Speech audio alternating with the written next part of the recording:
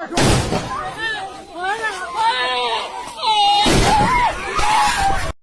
અત્યારે સોશિયલ મીડિયાના સૌથી મોટા સમાચાર સામે આવી રહ્યા છે। મારા ભાઈઓ જે જમ્મુ કાશ્મીરમાં મારા ભાઈઓ જે મુસાફરો ફરતા હતા મિત્રો તેમના ઉપર આતંકવાદીઓએ હુમલો કરી નાખ્યો છે।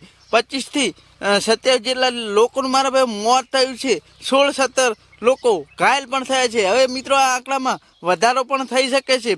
મારા ભાઈ જે લોકો જમ્મુ કાશ્મીરના પહેલગામમાં મિત્રો ત્યાં ફરવા ગયા હતા ત્યાં મિત્રો તેમના પર હુમલો કરવામાં આવ્યો અને મિત્રો 25 થી 27 લોકોના મોત અત્યારે મિત્રો સોશિયલ મીડિયા દ્વારા જાણકારી મળી રહી છે।